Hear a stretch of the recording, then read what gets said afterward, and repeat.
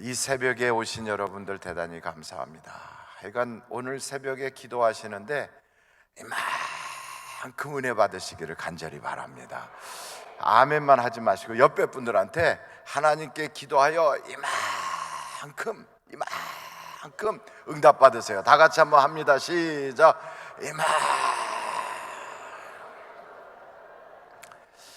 하여간 새벽부터 유치한 짓은 많이 한다 이렇게 여겨지시고, 어떤 분은 이만큼 하라고 그랬더니 그냥 눈으로 이렇게 하시는, 그러면서 그분은 이런 생각을 하실 거예요. 아이고, 목사님 이만큼 해봤자 손 뻗어간 게 요만큼밖에 안 되는데 나는 눈으로 이렇게 하니까 뭐 저 끝에까지 이렇게 꽉 차게 그만큼 하라고 했는데, 뭐 그래요. 우리는 손으로 이렇게 하지만 우리의 믿음의 분량이 여기서 우주, 저 대우주까지 그냥 믿음의 주파수로 쫙 뻗어나가서 이만큼인 거예요.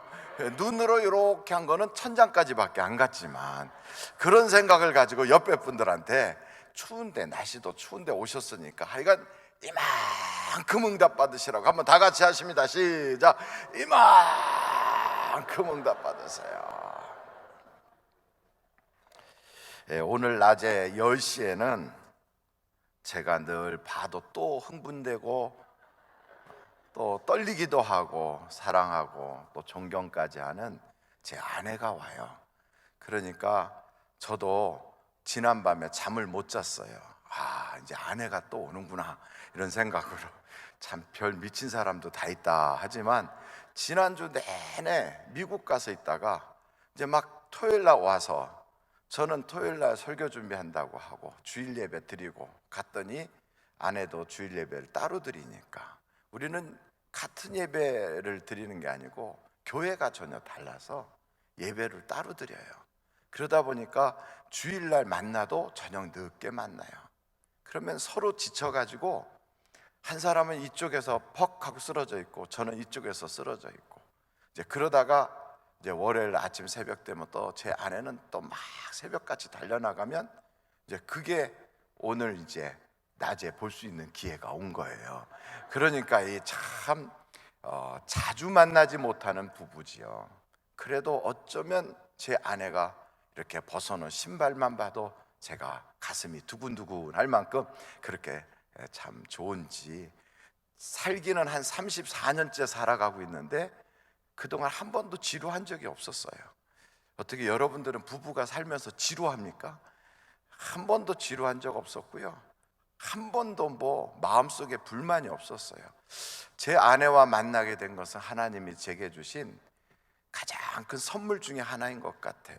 저는 제 아내 때문에 목회자로서 이 길을 이렇게 걸어갈 수 있습니다. 근데 어찌됐든 여자가 목회를 한다는 건 쉬운 게 아니잖아요. 한번 생각해 보세요. 여자가 목회자가 됐다. 근데 그 목사가 나에게 임직을 한다.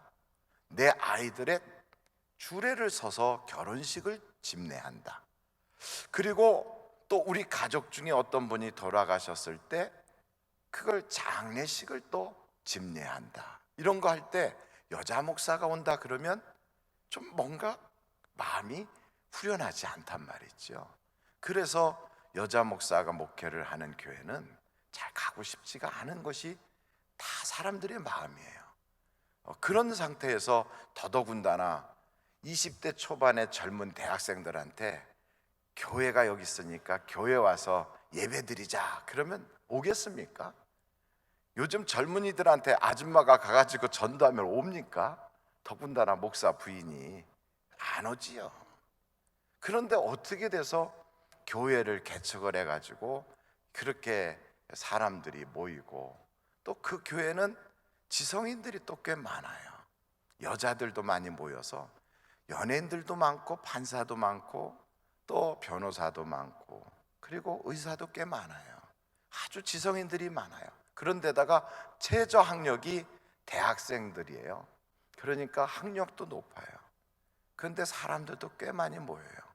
1년 예산이 저희 교회보다 더 많아졌어요 이제. 그러니까 제가 목회를 못하는 거지요. 굉장히 많아졌어요.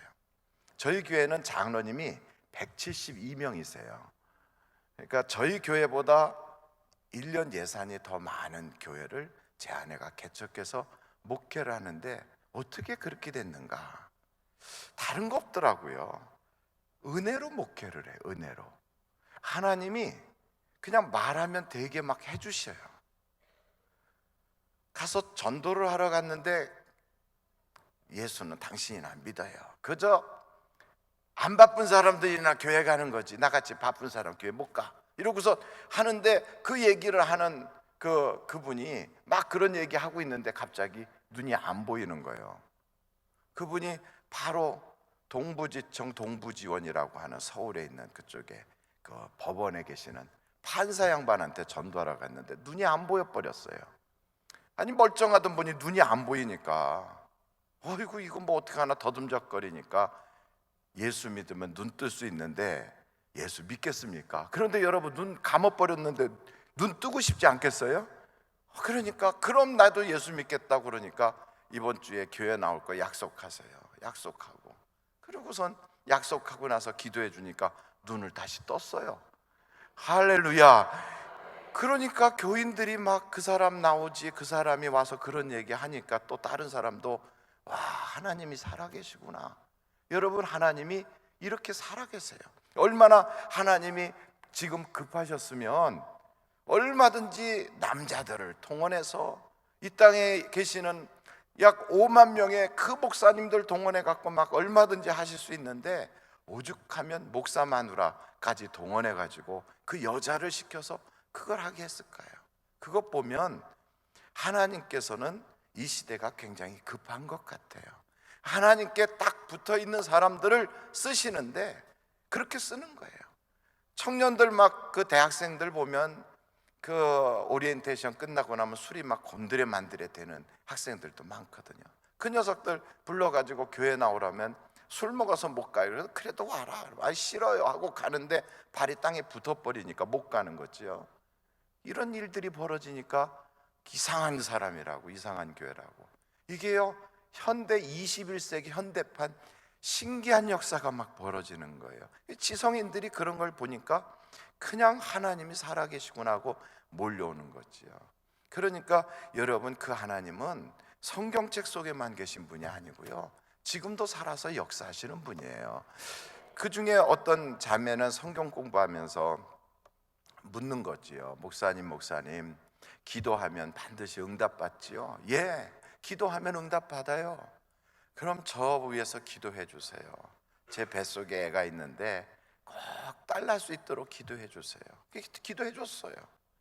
딸 날 수 있도록 기도를 했더니 그런데 목사님 병원에서 사진 찍었는데 아들이라는데요.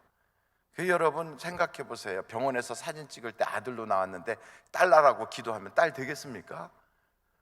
그러니 그렇게 정말 기가 막힌 사건을 이렇게 접하고 집에 와가지고 여보 내가 오늘 이렇게 잘못된 기도를 해줘서 큰일 났다고. 그럼 당신 이제 사기꾼 됐다.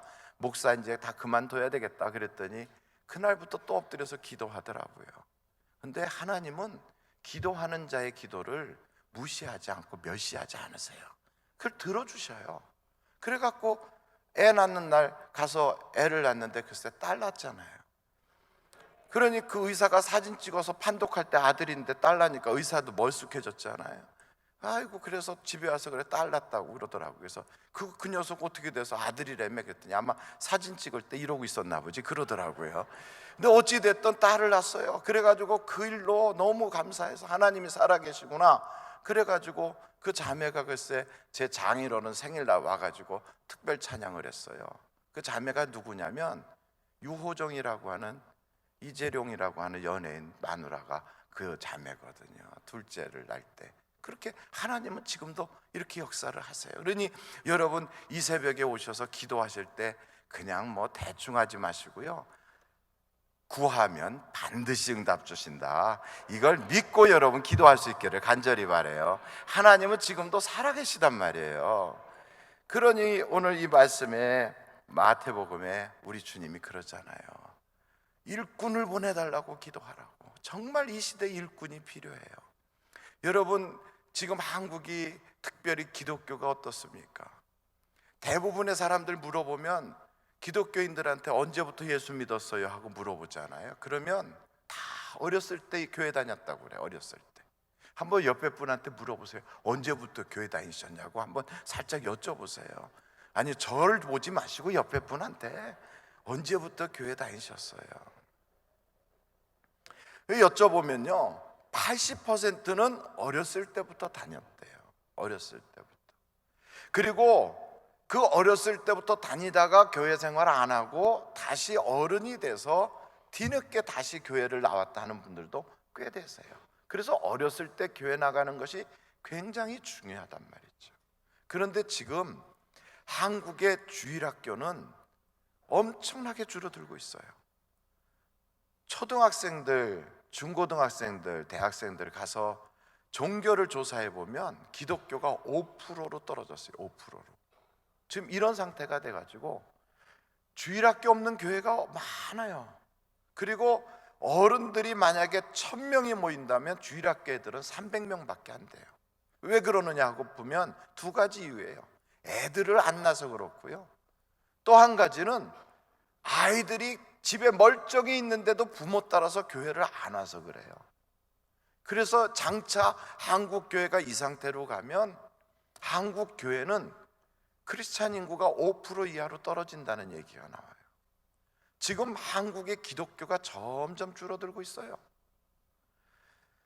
천주교가 200만에서 500만으로 늘어나는 그 같은 시기에 기독교는요 10만 명이 줄어들었어요. 불교도 늘어났어요. 심지어는 이단들도 늘어났어요. 그런데 교회는 줄어들었어요. 왜 줄었냐고 가서 물었더니 여러 가지 이유가 있는 거예요. 이게 지금 한국 교회의 위기거든요. 그런데 여러분, 이 위기에는 하나님이 위기로 그냥 두지 않고 그걸 통하여 사람을 세운다는 거예요. 사람을. 할렐루야. 그러니까 아무리 어려움이 찾아와도 그 위기에는 하나님이 사람을 세워요.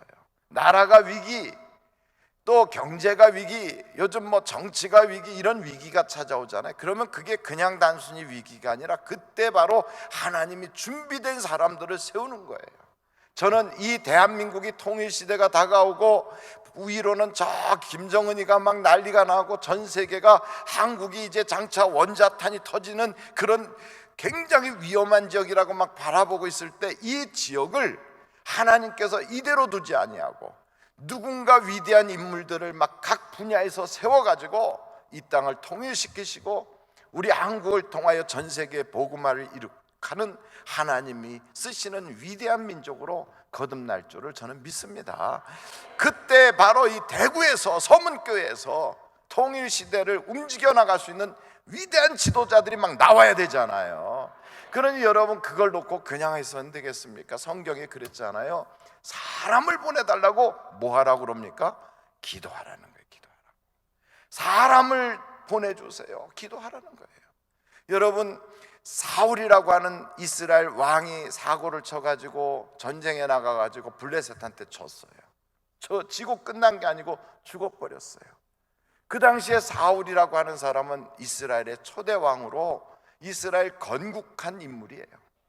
그리고 그 사울 왕은 이스라엘 사람들로부터 아주 막 추앙을 받는 그런 지도자였어요. 그런데 내면적으로는, 영적으로 아주 이 사람은 정말 무지한 사람이라 무당을 찾아가기도 하고 신접한 자를 찾아가서 그렇게 도움을 요청하는 그런 사람이었지만 겉으로 보기에는 개국공신이라고요. 대단한 인물이었어요. 그런 인물인 사울이 그냥 블레셋과의 전쟁을 통하여 비참하게 전사를 하고 아들도 죽고 다 죽어버렸어요. 바로 그때 나라가 망한 것으로 여겨졌는데 하나님은 그 순간에 다윗을 키우고 있었잖아요. 마찬가지예요. 성경에 보면 엘리라고 하는 집안이 이스라엘 사람들의 그 법궤도 빼앗기고 나가서 전쟁을 통하여 이스라엘 국민들이 3만 명이나 전사를 하고 엄청나게 많은 어려움을 당하고 엘리 집안이 쑥대밭이 돼서 아들 둘이 다 전사하는 그 끔찍한 일이 벌어졌을 때 그게 끝이 아니에요. 그래서 나라가 없어진 게 아니에요. 바로 그때 하나님은 사무엘을 키우고 있었어요. 사무엘을. 그러니까 이 시대가, 경제가 지금 얼마나 어렵습니까? 그리고 지금 정치적으로 얼마나 어렵습니까? 그리고 지금 이 시대에 사상적으로, 그리고 막 혼미해서 어린아이들 보면 이 아이들을 통하여 정말 우리나라 미래가 밝을 것인가 이런 걱정도 앞선단 말이죠. 바로 이런 때에 하나님은 누군가를 지금 키우고 있는 거예요. 이 시대를 이끌어나고 태평성대를 이끌어나갈 위대한 인물들이 막 교회 안에서 이게 모판과 같아서 거기서부터 막 쫙 자라올라오도록 우리는 기도를 해야 된다 이 말이에요. 기도를. 왜요? 하나님은 기도하는 자의 기도에 응답하시니까.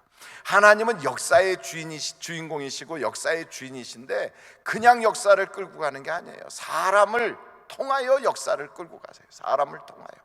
그래서 사람을 세워가지고 하나님 이 세상을 주관하시거든요. 그때 하나님 우리 교회에 사람 나오게 해주세요. 이게 얼마나 중요합니까? 내 집안에서 사람 나오게 해주세요.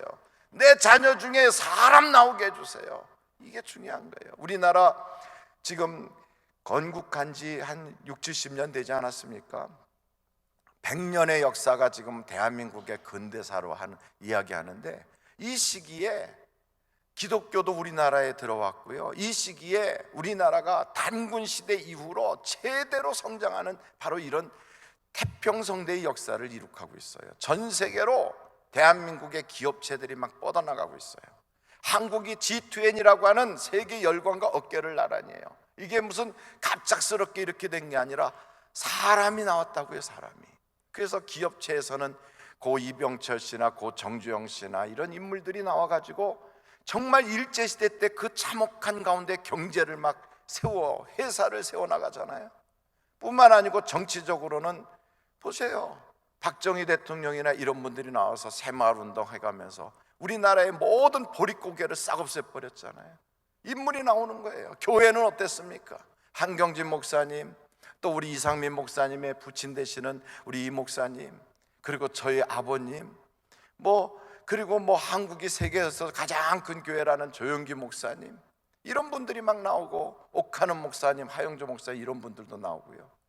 한 시대에 100년에 한 번 나올까 말까 하는 이런 인물들을 하나님이 각 분야로 막 마구 보내주셨어요. 우리나라에. 이거 얼마나 큰 축복입니까? 이런 분들은 한 시대에 100년에 한 번 나올까 말까 한 분들이거든요.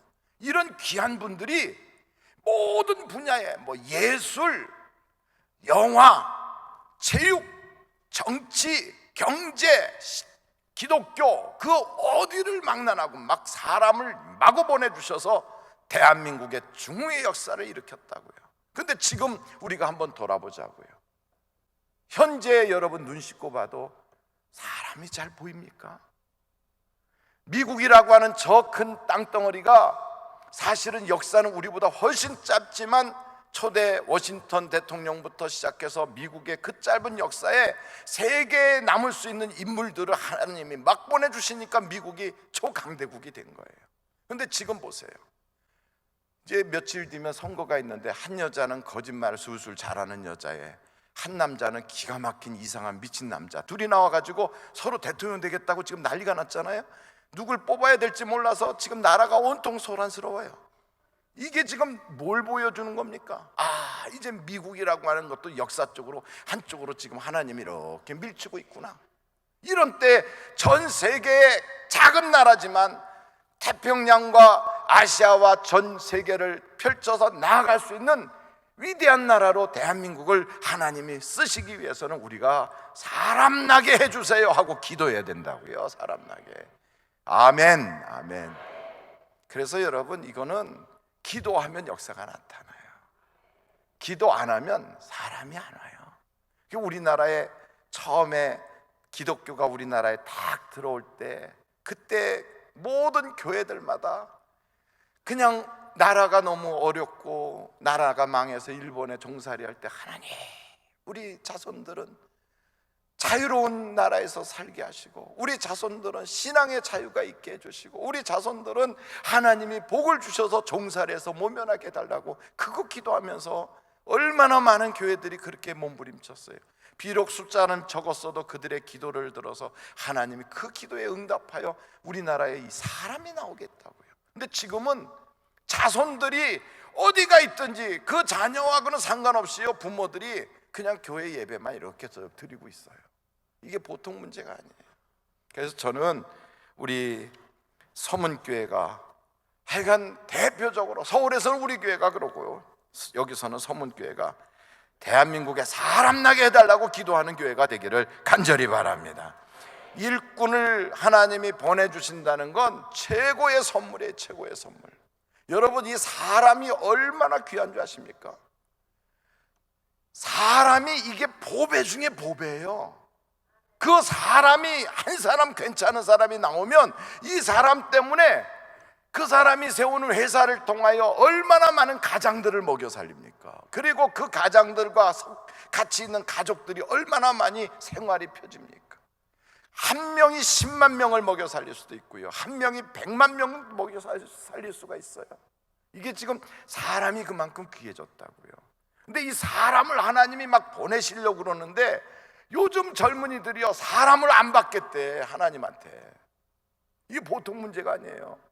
하나님은 우리에게 사람보다 귀한 선물이 없어, 사람이 최고의 선물이야 하고 우리에게 사람을 보내주려고 하는데 많은 젊은이들이 안 받겠대요, 사람을.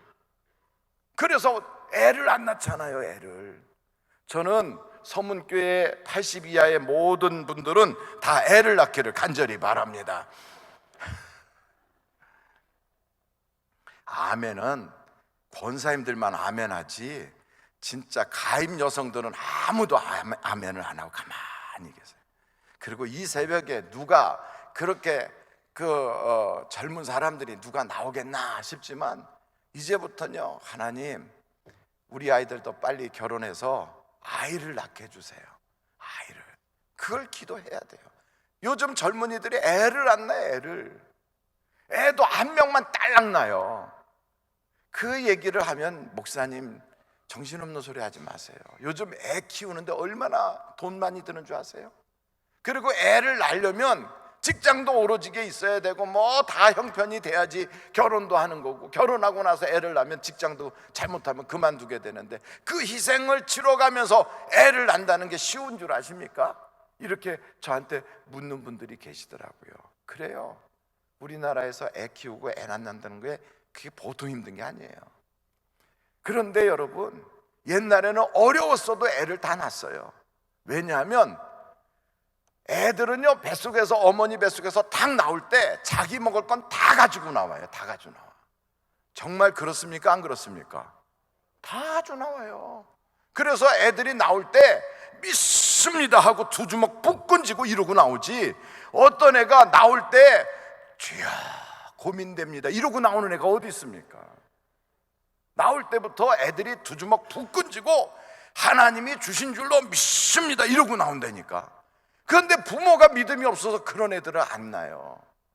여러분, 세종대왕이 몇째 아들이에요? 제가 이렇게 했잖아요. 세종대왕이 몇째 아들이에요? 셋째 아들이에요. 만약에 그 집에서 셋째 아들 안 낳았으면 우리나라에 지금 한글도 없어요. 한글도 없어요. 셋째를 낳았으니까 한글이 있는 거예요. 그런데 요즘은요, 한 명만 낳으려고 그래. 그래서 세종대왕이 못 오셔요. 요즘은요, 한 명만 낳으려고 그래. 그래가지고 이순신 장군도 못 나오셔요. 이게 보통 문제가 아니에요.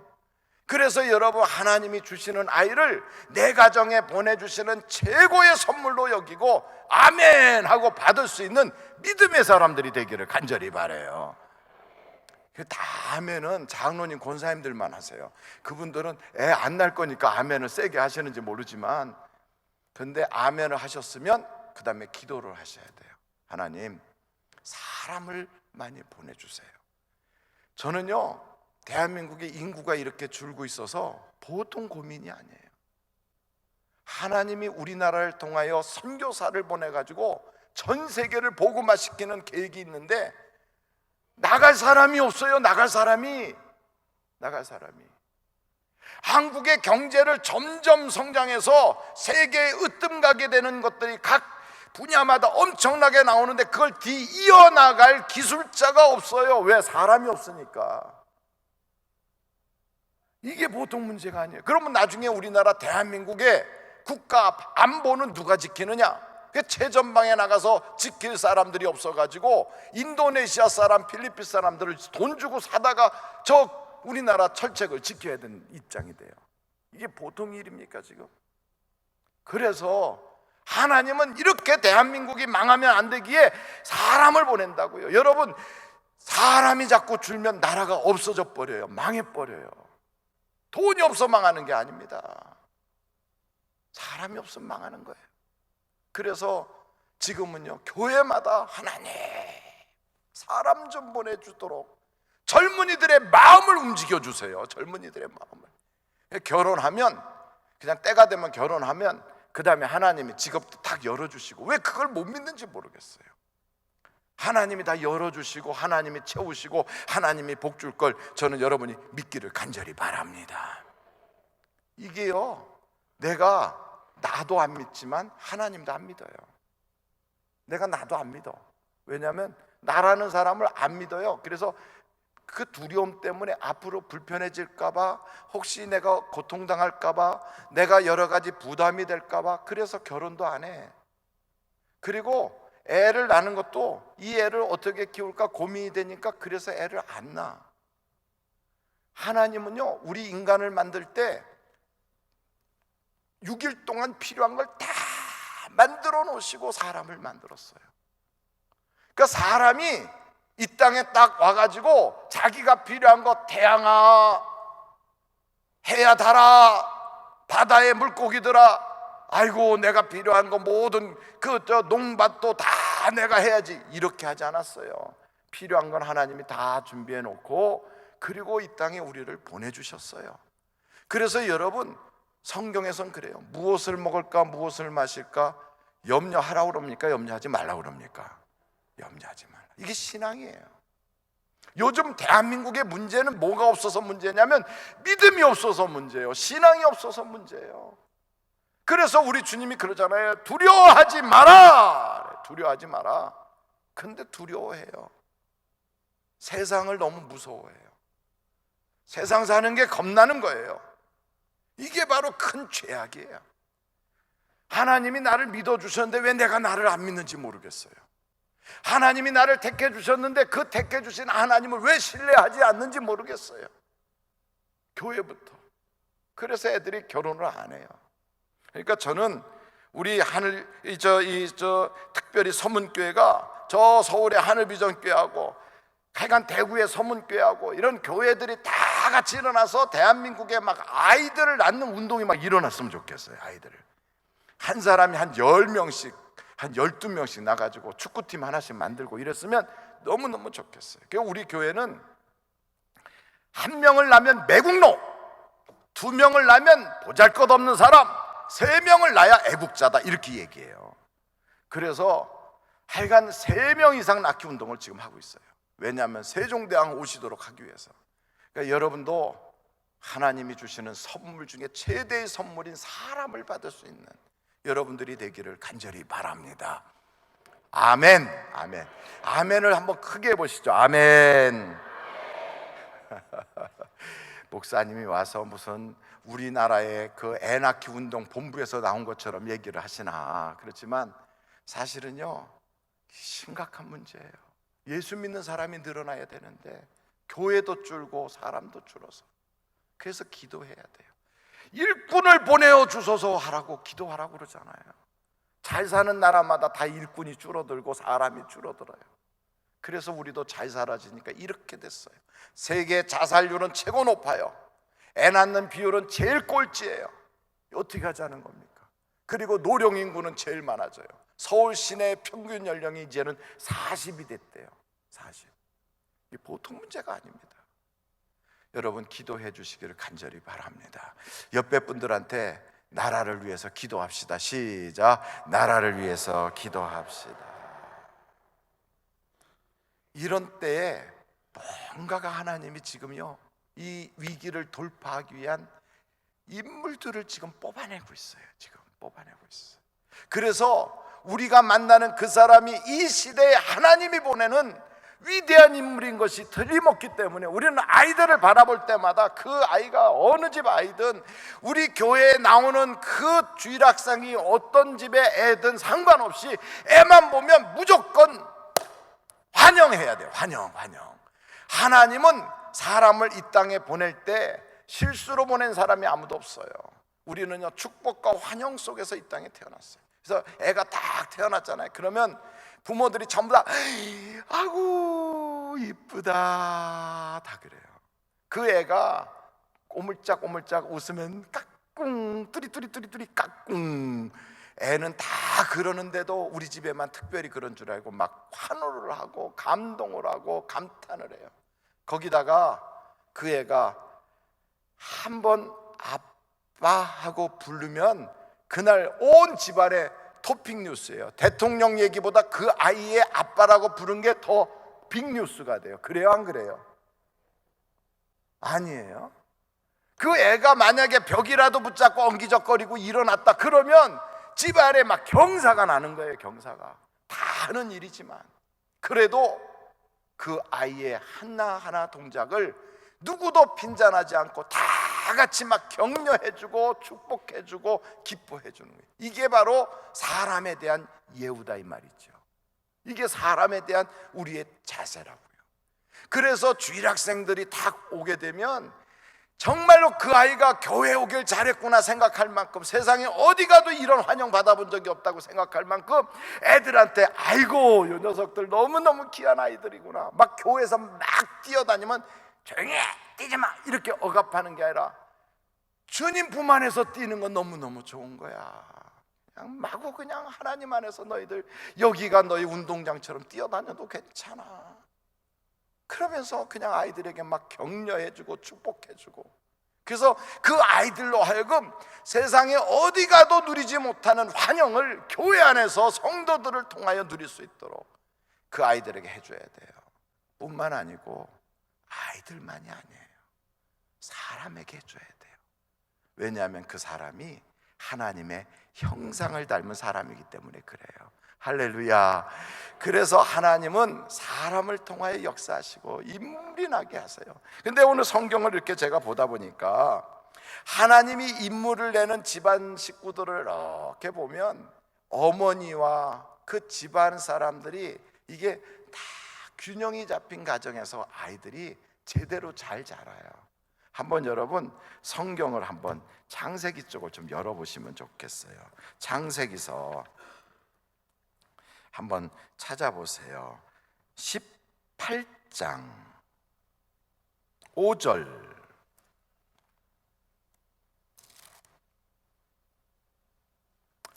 아브라함의 집안의 모습이거든요. 그 아브라함이 만물의 상수리 나무에 있을 때 거기에 어떤 분이 이제 나타났어요. 그때 5절 아브라함이 뛰어다니면서 이제 준비하는 겁니다. 내가 떡을 조금 가져오리니 당신들의 마음을 상쾌하게 하신 후에 지나가소서.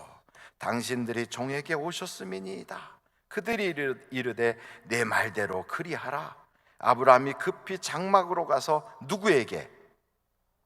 지금 6절이에요. 누구에게? 사라는 누구예요?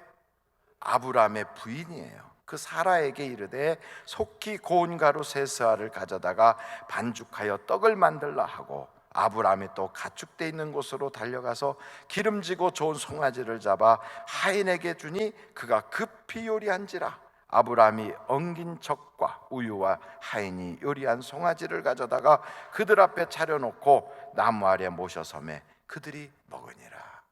아브라함이 있고 부인 사라가 있고 종이 일하는. 그래서 이 집안은 사라가 안주인으로서 뒤에서 다 이렇게 하고 있는 그런 모습이 나타나요. 그런데 같은 동시대에 19장을 한번 보세요. 창세기서 19장 1절서부터 보겠어요. 저녁 때에 그 두 천사가 소돔에 이르니 마침 롯이 소돔 성문에 앉아있다가 그들을 보고 일어나 영접하고 땅에 엎드려 절하며 이르되 내 주여 돌이켜 종의 집으로 들어와 발을 씻고 주무시고 일찍 일어나 갈 길을 가소서. 그들이 이르되 아니라 우리가 거리에서 밤을 새우리라. 롯이 간청함에 그제서야 돌이켜 그 집으로 들어오는지라. 롯이 그들을 위하여 뭘 했어요? 식탁을 베푸고 무엇을 구웠어요? 무교병이 빈대떡이거든요. 빈대떡을 구우니 그들이 먹으니라. 여러분, 여기 성경에 지금 롯의 부인이 등장해요, 안 등장해요? 롯의 그 부인이 나타나요, 안 나타나요? 그 저녁 때가 됐어요. 이제 사람들이 집에 다 들어가서 저녁 식사하는 때인데 롯의 부인은 어디 갔는지 없어요. 이 여자는 뭐 하러 갔는지 몰라. 아마 백화점 다니고 있는지도 모르지 뭐. 집에 없어요, 여자가. 그리고 나서 그거 쭉 보면 동네 사람들이 와서 문 부서지도록 두드려서 막 부시고 막 그러려고 하는데, 그때 롯이 나가서 무슨 얘기를 하는가 보니까 5절 보세요. 롯을 부르고 그에게 이르되 오늘 밤에 내게 온 사람들이 어디 있느냐 이끌어내라. 우리가 그들을 상관하리라. 롯이 문 밖에 무리에게로 나가서 뒤로 문을 닫고 이르되 청하노니 내 형제들아 이런 악을 행하지 말라. 그러면서 8절을 한번 여러분 같이 읽어보세요. 시작.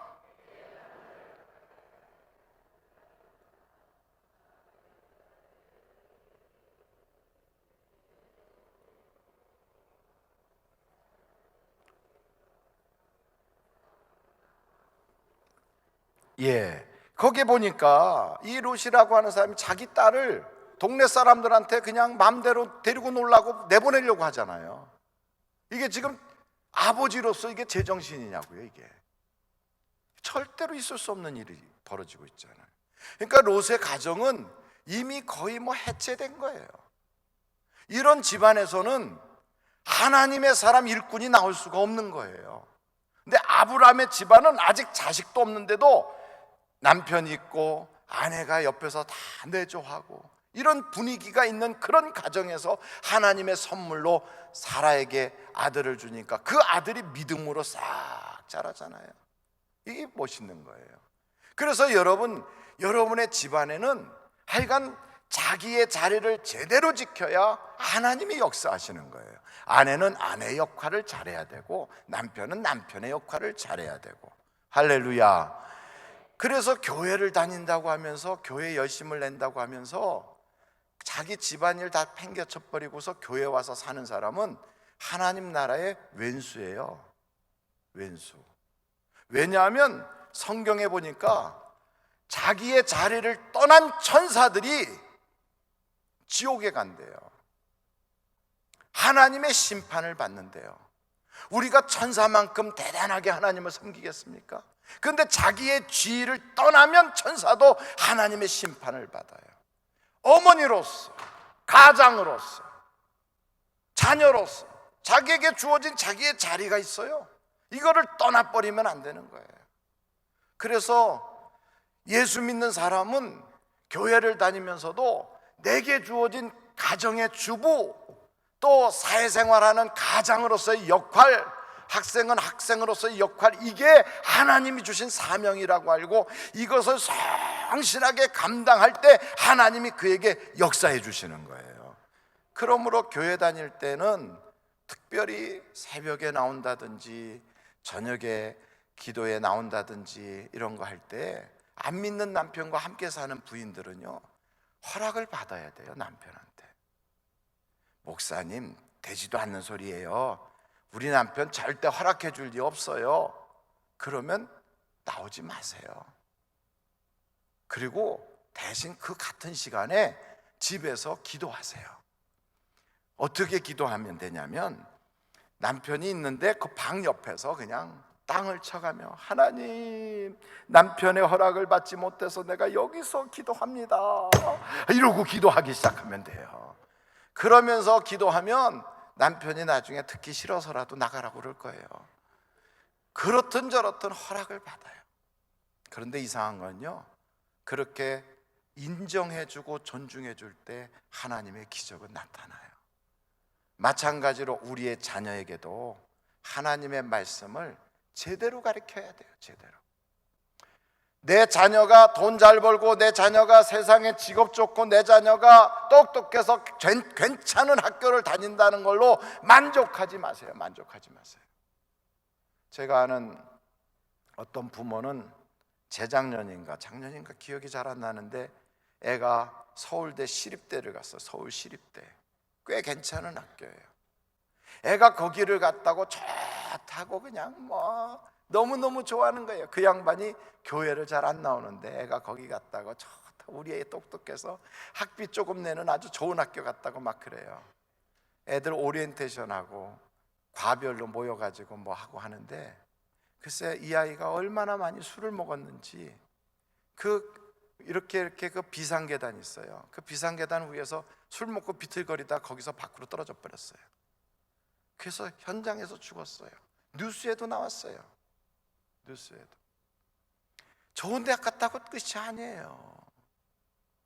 부모가 자녀에게 신앙을 제대로 가르쳐야 그 아이가 인물되는 거 아니겠어요? 그래서 성경에 뭐라고 그랬습니까? 이제 우리가 이 부분만 보고 우리가 아침 새벽에 기도해야 되겠는데요. 한번 여러분들이 신명기서를 한번 찾아보시겠어요? 신명기서 다 아시는 대로 6절 말씀이에요. 6장 4절. 신명기서 6장 4절이에요. 이스라엘아 들으라, 우리 하나님 여호와는 오직 유일한 여호와이시니 너는 마음을 다하고 뜻을 다하고 힘을 다하여 네 하나님 여호와를 사랑하라. 오늘 내가 네게 명하는 이 말씀을 너는 마음에 새기고, 그 다음에 7절 우리 같이 읽겠습니다. 시작. 내 자녀에게 부지런히 가르치며 집에 앉았을 때든지 길에 갈 때든지 누워있을 때든지 일어날 때든지 이 말씀을 강론할 것이며 너는 또 그것을 내 손목에 메어 기호를 삼으며 내 미간에 붙여 표로 삼고 또 내 집 문설주와 바깥문에 기록할지니라. 자녀에게 이렇게 막 끊임없이 가르치래요. 한번 여러분 또 한번 볼까요? 11장 신명기서 18절서부터 보겠어요. 11장이에요. 신명기서 11장 18절. 이러므로 너희는 나의 이 말을 너희 마음과 뜻에 두고 그것을 너희 손목에 메어 기호를 삼고 너희 미간에 붙여 표를 삼으며 또 그것을 너희의 자녀에게 어떻게 하며 가르치며 집에 앉아 있을 때든지 길을 갈 때든지 누워 있을 때든지 일어날 때든지 이 말씀을 강론하고 또 내 집 문설주와 바깥문에 기록하라. 이렇게 끊임없이 성경은 자녀에게 가르치라고 우리에게 말씀하고 있어요. 이렇게 가르치는 사람에게는 신명기서 28장 1절부터 이렇게 약속을 하고 있어요. 28장에 신명기서 28장 1절. 내가 내 하나님 여호와의 말씀을 삼가 듣고 내가 오늘 내게 명령하는 그의 모든 명령을 지켜 행하면, 신명기서 28장 1절 제가 읽고 있는 중입니다. 내 하나님 여호와께서 너를 세계 모든 민족 위에 뛰어나게 하실 것이라. 내가 내 하나님 여호와의 말씀을 청종하면 이 모든 복이 내게 임하며 내게 이르리니 성읍에서도 복을 받고 들에서도 복을 받고 내 몸의 자녀와 내 토지의 소산과 내 짐승의 새끼와 소와 양의 새끼가 복을 받을 것이며, 심지어는 5절에 보니까 내 광주리와 떡반죽 그릇이 복을 받을 것이며 내가 들어와도 복을 받고 나가도 복을 받을 것이니라. 그러니까 자녀들에게 마구 가르치래요. 간증도 하고 신앙을 나누래요. 자녀들과 대화를 빠짐없이 하라는 거예요. 대화를 끊임없이, 영적 대화를. 여러분 성경에 보면 히스기야는 기도의 사람이에요. 얼마나 기도 많이 했는지 몰라요. 그래서 자기가 병들었을 때 기도했더니 하나님이 히스기야에게 내 생명을 15년을 연장시켜 주리라. 15년 연장을 받았어요. 이거 얼마나 큰 축복입니까? 죽을 사람이 15년의 생명을 연장받았어요. 근데 그때 태어난 아이가 누구냐면 므낫세예요. 그래가지고 므낫세가 이 히스기야가 하나님의 기도 응답받고 3년 됐을 때 므낫세가 태어났으니 얼마나 히스기야가 건강해진 겁니까? 병으로 죽을 뻔했던 사람이 건강이 회복돼가지고 이제는 애도 못 낳던 사람이 애까지 낳았어요. 그럼 그 애한테 어떻게 가르쳐야 되겠어요? 얘야, 너는 원래 태어날 수가 없는데 하나님이 너를 우리 가정에 보냈다. 너는 원래 이 땅에 빛도 못 볼 아이인데 하나님이 내 기도에 응답 주셔서 너는 이 땅에 태어났느니라. 이걸 가리키고 간증하고 신앙을 나눠야 되잖아요. 내버려뒀어요.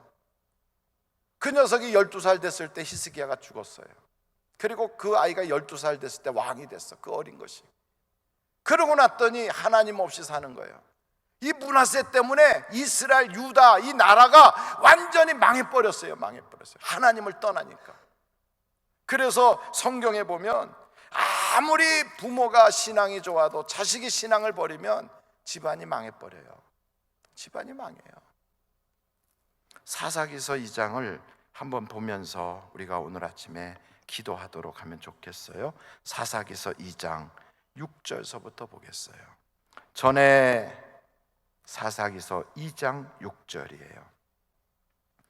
전에 여호수아가 백성을 보내매 이스라엘 자손이 각기 그들의 기업으로 가서 땅을 차지하였고, 백성이 여호수아가 사는 날 동안과 여호수아 뒤에 생존한 장로들 곧 여호와께서 이스라엘을 위하여 행하신 모든 큰 일을 본 자들이 사는 날 동안에 여호와를 섬겼더라. 여호와의 종 눈의 아들 여호수아가 110세에 죽음에 무리가 그의 기업의 경내에 에브라임 산지 가이스 산 북쪽 딥낫 헤레스에 장사하였고, 그 세대의 사람도 다 조상들에게로 돌아갔고, 그 후에 일어난 다른 세대는 여호와를 알지 못하며 여호와께서 이스라엘을 위하여 행하신 일도 알지 못하였더라. 결국 하나님을 알지 못해요. 그러니까 어떤 일들이 벌어져. 11절 보세요. 이스라엘 자손이 여호와의 목전에 뭘 행해요? 악을 행해요. 12절 보세요. 애굽 땅에서 그들을 인도하여 내신 그들의 조상의 하나님 여호와를 어떻게 했어요? 버렸어요. 그리고 13절 보니까 곧 그들이 여호와를 어떻게 해요? 버리고, 14절 여호와께서 이스라엘에게 뭐하사? 진노하사 노략하는 자의 손에 넘겨주사 노략을 당하게 하시며, 또 주위에 있는 모든 대적의 손에 팔아넘기심에 그들이 다시는 대적을 당하지 못하였으며, 15절 보니까 그들이 어디로 가든지 그들에게 재앙이 내리고 괴로움이 심하였더라. 자녀들이 하나님 떠나면 망하는 거예요. 우리나라 대한민국은 5,000년의 역사를 가지고 있어요. 하나님을 믿어본 적이 없었던 하나님과 원수된 민족이었어요. 무당이 굿하고 산신령 용왕님 믿고 이랬던 나라예요.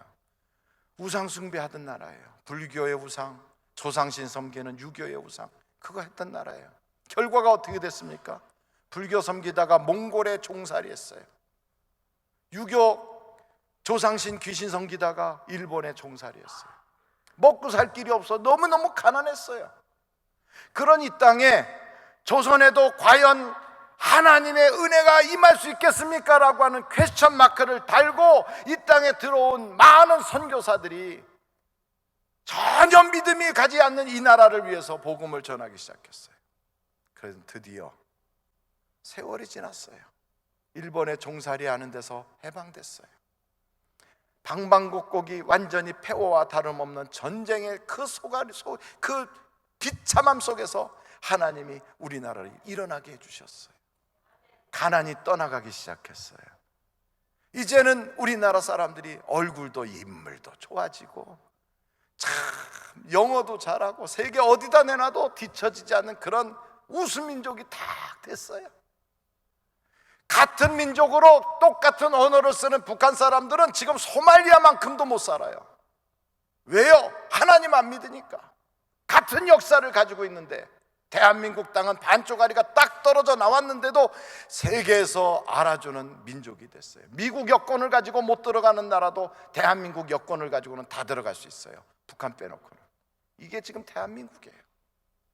그런데 여러분, 우리의 자녀들이 그 하나님을 버리려고 그래요. 우리의 자녀들이 그 하나님을 떠나고 있어요. 대한민국이 하나님을 등지고 있어요. 그래서 여러분, 하나님이 사람을 보내고 싶어도 이런 상태로 사람을 보내면 저주받을 사람만 늘어나기 때문에 우리에게 기도하라는 거예요. 깨어 기도해라. 일꾼을 보내달라고 기도해라. 교회가 일어날 수 있도록 기도해라. 하나님, 우리나라를 다시 한번 살려주세요 하고 기도해라. 왜요? 하나님은 지금도 살아계시니까. 하나님은 우리에게 말씀하셨어요. 구하라 그리하면 주실 것이요, 찾으라 그러면 얻을 것이요, 문을 두드려라 그리하면 열릴 것이다. 너희가 무엇을 구하든지 내가 시행하리라. 기도는 반드시 응답받습니다. 여러분, 우리가 기도하면 이 나라가 다시 일어날 줄로 믿습니다.